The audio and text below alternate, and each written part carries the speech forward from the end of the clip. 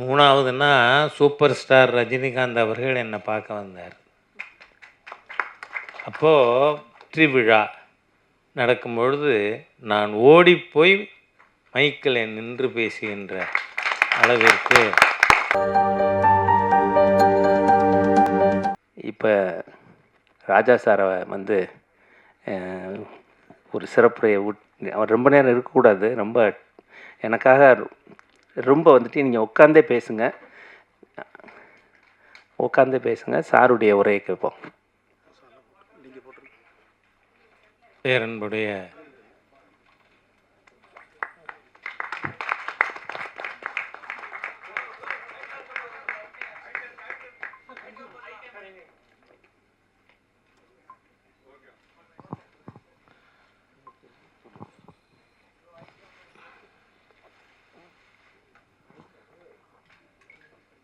முன்னாள் ஆளுநர் திருமதி தமிழிசை சவுந்தரராஜன் அவர்களே, டாக்டர் சவுந்தரராஜன் அவர்களே, திரு ராஜசேகர் அவர்களே, மற்றும் மேடையில் இருக்கின்ற இந்த படத்தின் மூலமாக கலைஞர் ஆனவர்கள் அல்லது ஏற்கனவே கலைத்துறையில் இருப்பவர்கள் அனைவருக்கும் என்னுடைய சிறந்தாழ்ந்த வணக்கத்தை சொல்லி, நீங்கள் பார்த்தீங்கன்னா சரியாக 6 மாதம் வந்து எல்லா டாக்டர்களும் இப்போ இன்றைக்கி செக்கப்புக்காக வந்திருந்தேன். நீங்கள் பார்த்தீங்கன்னா டாக்டர் சொல்கிற முதல் வார்த்தை, இவ்வளவு சீக்கிரம் பெரலிட்டிக் ஸ்ட்ரோக் வந்து ரெக்கவர் ஆனவங்க ரொம்ப ரேர் அப்படின்னு சொன்னாங்க. அதுக்கு வந்து டாக்டர் தமிழிசை சவுந்தரராஜன் அவர்கள் என் கூடவே இருந்தது ஒரு காரணம். என்ன வந்து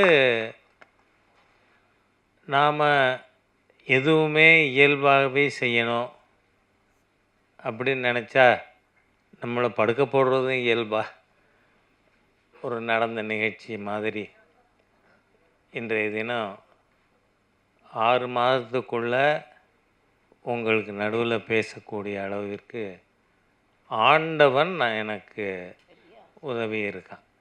அதை வந்து நம்ம மறுக்கவே முடியாது.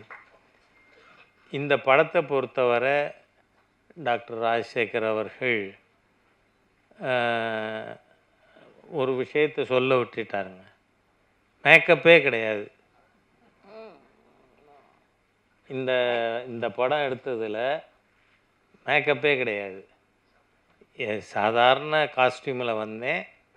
படம் அவங்க சொன்னதை செஞ்சு கொடுத்துட்டு நாம் வீட்டுக்கு வந்துட்டோம்.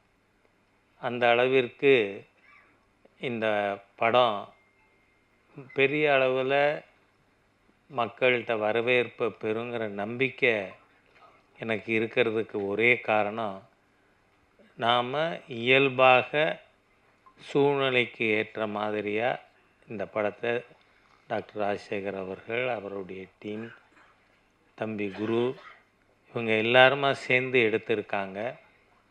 நீங்கள் பார்த்தீங்கன்னு சொன்னால் ஒரு லாப நோக்கில் நீங்கள் லாபங்கிறது எப்போவுமே இந்த கேபிட்டல் தாஸ் கேபிட்டல் அதை படித்தீங்கன்னா தெரியும்.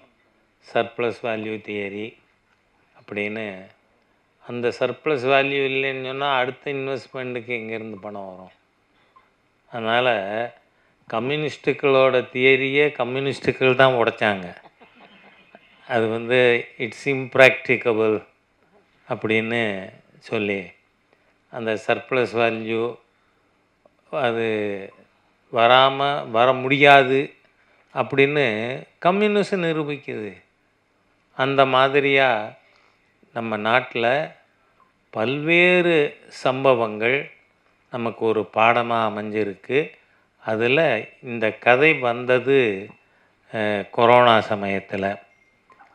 அந்த சமயத்தில் மக்களுக்கு அந்த ஒர்க்கோட வேல்யூ என்ன அப்படின்னு புரிய வைக்கணும். நீங்கள் பார்த்தீங்கன்னா இந்த படத்தில் ஒரு காட்சி வரும். இதில் பணியாட்களுக்கு 50,000 ரூபா, நர்ஸுகளுக்கு 40,000, டாக்டர்மா கோச்சிக்கக்கூடாது, டாக்டர்களுக்கு 20,000 போனஸ் கொடுங்க அப்படின்னு. இதில் காரணம் என்ன? 24 மணி நேரமும் உழைச்ச ஒரு கம்யூனிட்டி உண்டுன்னு சொன்னால் அது அந்த சுத்திகரிப்பாளர்கள். அவங்க அன்னைக்கு ஒரு நாள் ஸ்ட்ரைக் இருந்திருந்தா கூட நாம் நாறி போயிருப்போம்.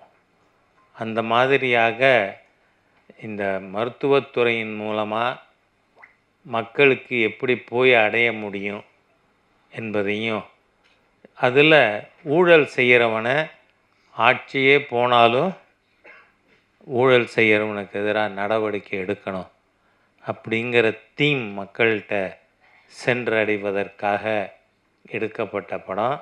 நிச்சயமாக எனக்கு நல்ல நம்பிக்கை இருக்குது. வர்ற வெற்றி விழா நடக்கும்பொழுது நான் ஓடிப்போய் மைக்கில் நின்று பேசுகின்ற அளவிற்கு நிச்சயமாக இருக்கும் என்கின்ற என்னோட நம்பிக்கையும் தெரிவித்து, இந்த படம் வெற்றி பெறணும். அதை மக்கள் அனைவரும் ஏன்னா இன்றைக்கி 3வதுன்னா சூப்பர் ஸ்டார் ரஜினிகாந்த் அவர்கள் என்னை பார்க்க வந்தார். அப்போது வாங்க எப்படி இருக்கீங்க அப்படின்னு கேட்டேனா, என்னங்க நீங்கள் எப்படி இருக்கீங்கன்னு பார்க்குறதுக்கு நான் வந்திருக்கேன், என்ன எப்படி இருக்கீங்கன்னு நீங்கள் கேட்குறீங்களேன்னு. டாக்டர்ஸ் வேர் சர்ப்ரைஸ்டு. பெரலிட்டிக் ஸ்ட்ரோக் வந்தவர் அவர் வாங்கன்னு வரவேற்கிறார் அப்படின்னா அந்த அளவிற்கு ஆண்டவன் அருளோடு இருக்கான் அப்படிங்கிறத நாம் மறுக்கவே முடியாது. எனவே இந்த விஷயத்தில் படம் மிகப்பெரிய வெற்றியாக ஓடும். அந்த ஓடுறத ராஜா ஓடி போய் பார்ப்பான். அந்த அளவுக்கு சூழ்நிலை இருக்கும், உங்களுடைய ஆசி இருக்கும் அப்படிங்கிறத தெரிவித்து வார்த்தைகளை நிறைவு செய்கிறேன். வணக்கம்.